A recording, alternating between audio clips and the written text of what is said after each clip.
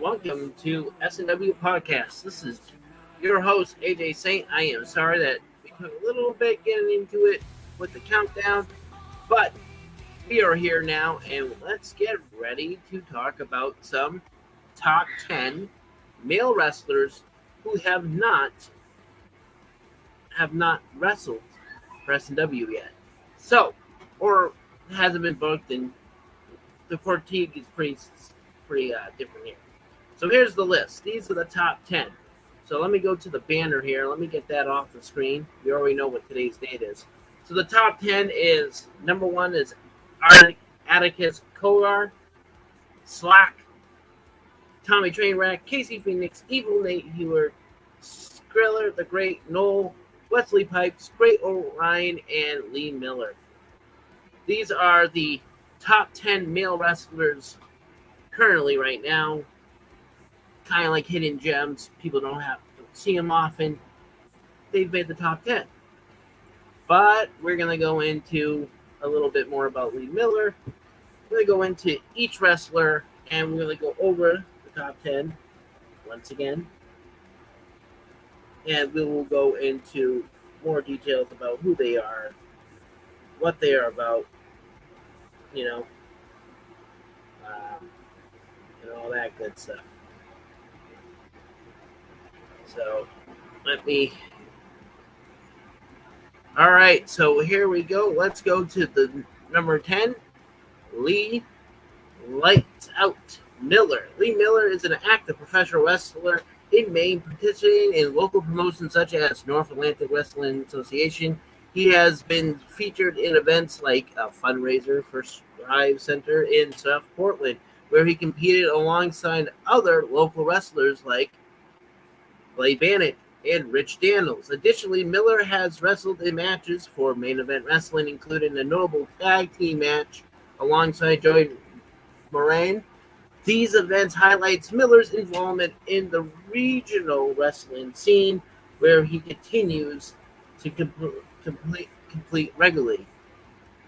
Now, let's go to the number 9 ranked wrestler. The Giant himself, Giant Orion. If you don't know who this gentleman is, he is coming from the great north of Canada. He is 6'9", 300 pounds with an MMA mixed martial arts background, trained at the Boninos Gym, is from Mexico, and based out of Canada. This gentleman is a monster house of an athlete, fighting all over Canada, such as he currently the aftermath of the super heavyweights at Real Savage Pro Wrestling, where he captured the championship belt, which he's currently the champion in Real Savage Pro Wrestling. And this man is a force to be reckoned with. If I was you, I wouldn't want to mess with this gentleman. He is one of those guys that you just don't want to deal with. Once again, I tell people that if I'm you, I would book this man if I'm a promoter. He is 6'9", 300 pounds. He is a dangerous man. Why not book him, right? Next one on our list is no other than the muscle beast himself, Wesley Pipes. Is a professional wrestler who has competed in various promotions across the Northeastern U.S. and Canada, notably in Ultimate Championship Wrestling and Next Wrestling Entertainment. He is known for his rugged style and has held titles such as the NWE Elite Championship. Some of his notable matches include victories over opponents like Black Magic and Havoc in Canada and the U.S. He has also competed in Vacation Land Pro Wrestling, where he faced off against talents like Big Cat. He's also currently a champion in Maine. I think it's Maine Career Wrestling. I could be wrong, but I'm pretty sure he's currently carrying the championship with them. He's another wrestler that has never wrestled for SNW or has been booked at SNW. But he's one of those guys that, you would want to book and put on your shows. Next one on our top 10 list, this man right here, Noel. He has been getting up there on the indie scene down in, I think, Atlanta, Georgia. He's also I think he's done a dark match in AEW. I'm not 100% correct, but this man is, let me tell you, if you look him up on YouTube or on his Facebook page, I guarantee you will not be disappointed. He is one of those guys that just sticks out. His height as well. He's one of those other very tall wrestlers, and I would highly recommend guys to go seek him out. The next person, Skiller the Great, is a professional wrestler based in Georgia, often associated with Deep South Wrestling and other independent wrestling. He hails from Munkin, M-A-C-O, Munkin, Georgia, weighing in at 211 pounds. Skrill has wrestled under this moniker as a single competitor, performing in various regional circuits. He is known for his involvement in Deep South Wrestling, where he has scheduled match against Lexus King at October Rust 2 event in Atlanta. For more detailed statistics and match history, you can check out his profile on cagematch.net. Another very good seller. He also won the I think the Georgia Wrestler of the Year. I'm not sure what year it could be 2021 or 2023. I'm not 100% positive. I would have to go back and double check that. But he's one of those guys that I'm telling you right now, you guys don't want to miss this man. You want to look him up. Skillet the Great. Next one, the son of Leatherface himself, the evil Nate Hewitt, is an independent wrestling active in various promotions, known for his gritty in-ring style and presentation in numerous regional circuits across the U.S. He has competed in matches for organizations like IWA, Miss South, and New South Wrestling. Notably, he has wrestled in tag team matches, multi-man matches, team with partners as like Zodiac Mystic, and facing opponents such as Amsterdam and Oblivion. His notable performances include victories in hardcore matches such as at the Appalachian Mountain Wrestling's Halloween Havoc of 2023, where he defeated Mikey Motor under Evil Dead rules. Additionally, Nate Hewitt has a rather presence outside of the ring, appearing on podcasts like the Space Corps podcast, where he discusses topics ranging from wrestling to horror movies, reflecting his interests in the horror culture. Next one, the Living Nightmare, Casey Phoenix, essentially an up-and-coming wrestler who is currently right now just slowly building popularity in the wrestling. He was supposed to be wrestling for Snw October 4th, but unfortunately, due to a cancellation in his flight, he could not make it. So that is why he made this list. Once again, he's slowly climbing up the independent wrestling circuit.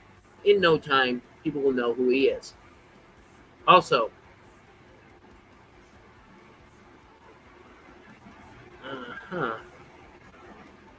another wrestler. No, he is not. Let me tell you, he is no other than Tommy Trainwreck, Death Proof. Tommy Trainwreck currently holding a Deathmatch Wrestling Championship. Don't know what promotion. I can't find my notes on that. But he's formerly of the tag team, the Minutemen, here in the New England scene. He has wrestled all over New England, and now he is currently in the Midwest, in Wisconsin, and other locations, such as We Love Wrestling. He is one of those guys that you just cannot turn away or look in another direction away from Tommy Trainwreck. Next one on the list is Slack. Deathmatch wrestler legend himself, and that's why he's on number 2. He is a well-known wrestler in the deathmatch circuit. He has competed in numerous promotions. Currently, I think he's in XPW. He was on GCW at one point. He has been in multiple different type of companies, but he is one of the biggest landscapes in professional wrestling, especially in the deathmatch circuit. That is Slack, And last but not least, Atticus Kolar, or also 440 Yellow member and leader, and once again, big time in the independent circuit. He was just went off the rails, man. His popularity, his skyrocket value has went up 20 times fold, and that's why he's number 1. He just continues to keep growing.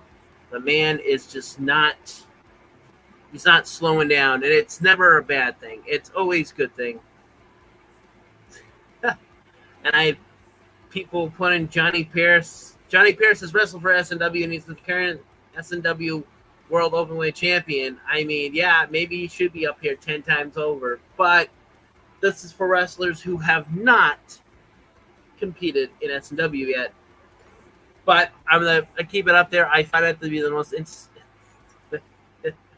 All right, Stoner, I don't disagree with you, man.